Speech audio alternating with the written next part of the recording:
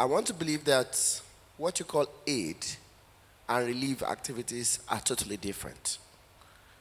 My professors might have been right, might be wrong, but that's theoretically that is what I know. And practically, too, one is on the long term and one is obviously on the short term. In most cases, aid are usually built into, well, recently because of sustainability, built into some national projects and stuff. And I know this because I could remember Damisa. I know you have read it, The Death of Aid. Are whites working and whites not working? Moyo, Damisa, who works with World Bank for a long time. And I think what particularly it's really bothering me is you did a lot of analysis, but obviously I can't see any solution from my own perspective, or maybe I didn't get it. It seems as if you just did a lot of problematization. You problematize the whole aid, support, and based on your experience in all the places you mentioned. To me, in as much I think we have some problems with some of these NGOs. The fact is, relief materials or relief support are just supposed to be temporary. And that's exactly what it should be. So if something is supposed to be temporary, I don't know how it's going to be permanent. Now, why you say some NGOs were leaving, I can tell you, I still have like some NGOs that are still in Sierra Leone because they have long tie with the projects they are working on. So for me, I think I would like to know if you have any suggestion you want to give that probably could. I've heard about codes. I'm not in support of some of these codes because sometimes they make the whole things look so problematic for the NGOs' flexible work.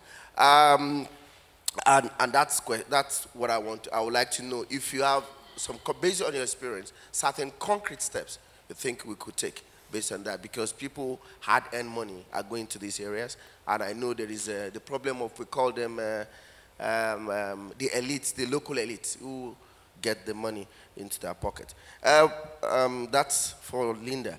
For Leo Igwe, I know he has been doing a wonderful job, and there's no doubt about that. I want to ask him concretely what he has been able to do with the Ugandan case. Really, I know, well, yeah, maybe I didn't get it when he was talking. But the fact is, we are all concerned. I've written articles on it, and I know there are things we probably need to do, because probably all African humanists are probably guilty. Probably could have averted the death of Akato. Today is dead, and I want to know what he's doing practically in terms of if we could take it beyond. I just don't know what exactly. Have you prepared certain bill or something before the African Commission on this homophobic stuff in the diversionary tactics? What I call the diversionary tactics of African leader like Museveni. Thank you. Okay. Linda, would you like to take the question first, and then we'll come to Leo on the Uganda question after that? Mm-hmm. Yes. There are quite a few places in the world where that have remained in an emergency state for decades already. Somalia is a good example of that, where the international aid world did bring a lot of money that was not used for development purposes, but that was used for well, I will not say sustaining the emergency, but it didn't change anything about the emergency. And if there is no conscious decision of the international aid world to start using, because there's a lot of energy going into Somalia, there's a lot of positive energy, positive energy of an international world, international community who really wants the suffering to stop there.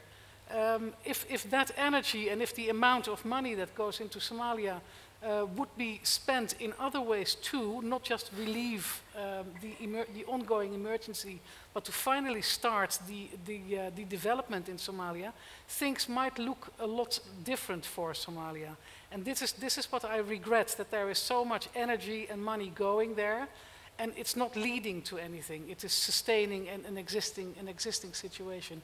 And that is also perhaps a part of the answer of why I do not make the distinguishment between long-term and short-term. There are a lot of projects, a lot of areas where it is supposed to be a short-term thing, and it just continues. The long-term phase is not being reached. The emergency phase is spread out over sometimes decades, like in Somalia.